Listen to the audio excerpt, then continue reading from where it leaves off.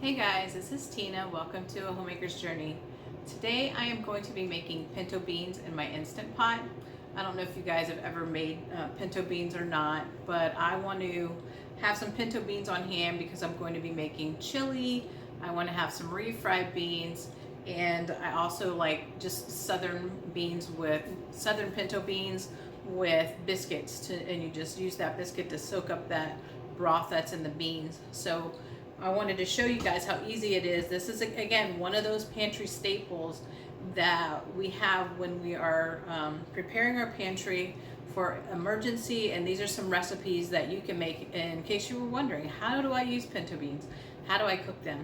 And the Instant Pot is so easy. Usually this would take hours on the stovetop, and you have to soak overnight, and this is just so fast. It's probably I think I'll be done within an hour and a half, and that's from start to finish.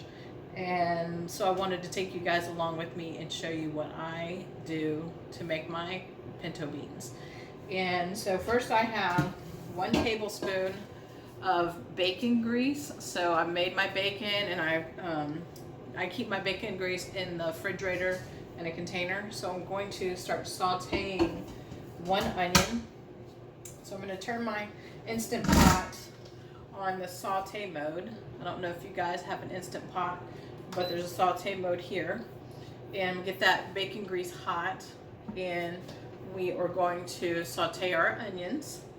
And just so that you know what is in this, I have 2 cups of beans. And so what I had done is I rinsed them. I went through each one of them to see if there were any rocks or if there were any broken beans. I would take those out, or any deformed beans. I take those out before I rinse them, and then rinse them with cold water for a few minutes, and then they're ready to go into your Instant Pot.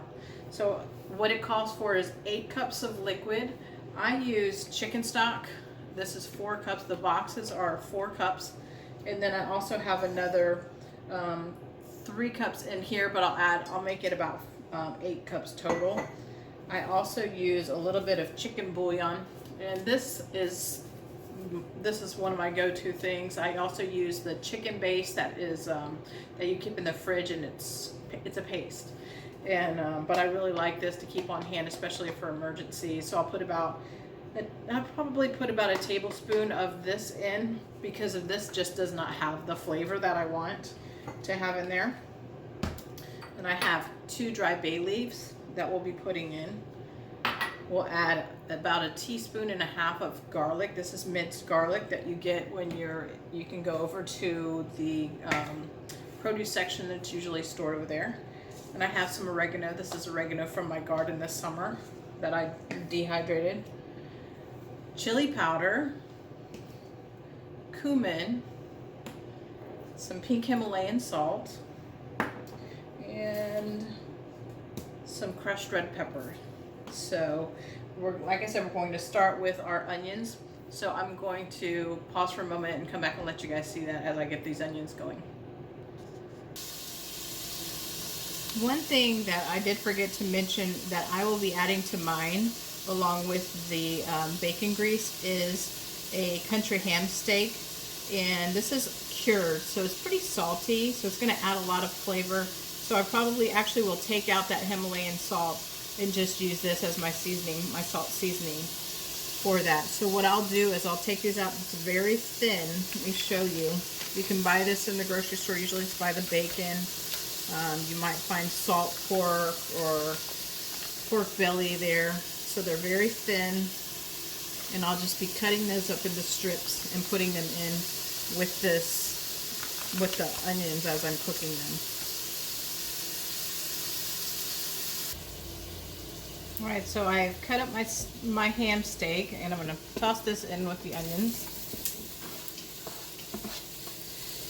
And the great thing about this is another one of those shelf-stable products. Because this is a cured ham, it's not put in the cold section, and it will last a few months. Just even in your cabinet, you don't have to put it in the refrigerator. And you can if you want, but it's not necessary. And so I said, like I said, you'll find it in where your bacon is, and sometimes where the deli is. You can even ask them where you might find that. Okay. Okay guys, so now I'm going to just add in my beans, my dried beans. And we're going to add that water. And stir those around just to make sure that the onions aren't stuck to the bottom of the pan. We don't want that. Make sure there's nothing in there. Now we'll add in the other chicken broth, the box of chicken broth.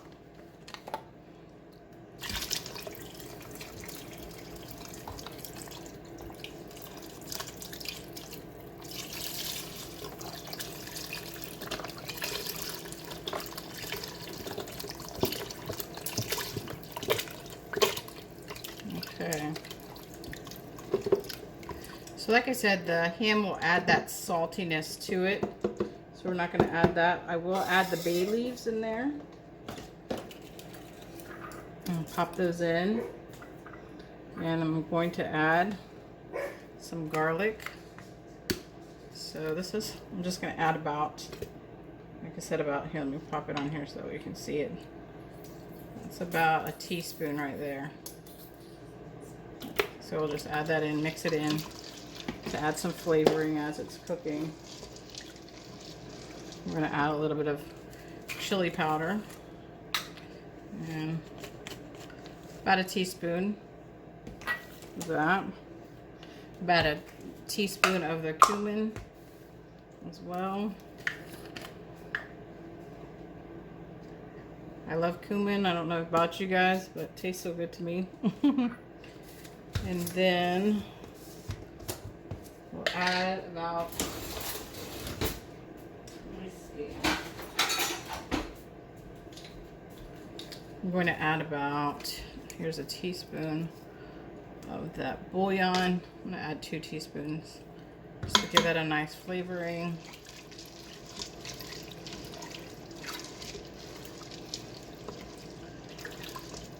All right. Actually add a few shakes of some red pepper flakes. You could use jalapeno if you'd like.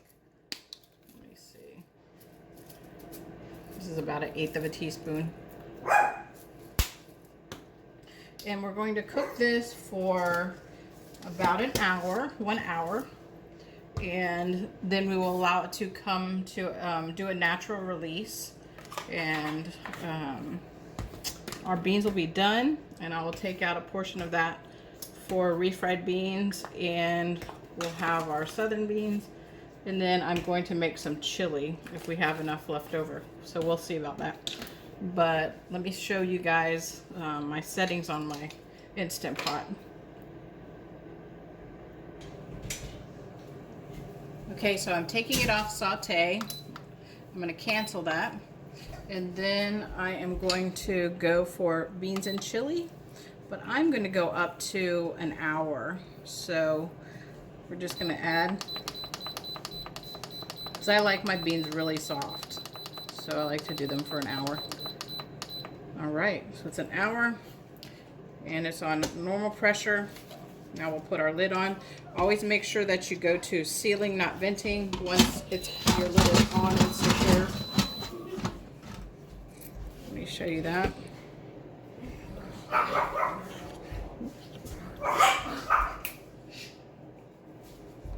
All right, so I'm gonna get our lid on here so I can get it on. There we go. You hear that little noise it makes? And so we're gonna put it onto sealing, and we'll come back in about an hour and a half and let you guys see what these beans look like. All right. Okay, our beans are ready. And so they've been on low now, just they've already cooked, and they've just been basically on the waiting for 47 minutes, now 48 minutes. And my pen is dropped. It lets me know that all the pressure's out of there. Let's see if there might be a little bit of sputtering. Nope, it's good. So we'll take that lid off and see how these beans look. You always open your lid away from you so no steam gets you. We'll put this over here. And let's check our beans. So I've got our bay leaves in there. Let's check our beans. Look good. So what I'm going to do is put a few of them in the bowl so that you can see them. And drain them off. So when we do the refried beans, they're not really fried, you know. We're just mashing them up. See how soft they are? Super soft. So I'm gonna continue to do that until they're all nice and mashed. And I'm going to save about probably 2 cups worth for chili, because I've made some chili. And the meat's getting crushed up in there as well. So I'm going to put 2 ladles of this in here, and I'll crush those up for dinner. A little bit of that liquid. Maybe another ladle full. It's about 3 cups worth right there. Alright guys, we'll come back when they're all mashed. So here is our finished refried beans. I've mashed them. They're like the perfect thickness that we like to eat them with when we're having tacos or burritos or nachos. And we'll top it with a little cheese. Let me show you. I've already plated some up. That looks great. I can't wait to taste them. I've already seasoned them. I added a little bit more garlic powder, chili powder, and some cumin, and they're perfect. So you season them to your taste once you're finished cooking them. And then we'll use the rest of the beans, like I said, for chili. So I hope you guys will give this a try. Let me know what you think. And a super easy recipe, and the Instant Pot just does a great job.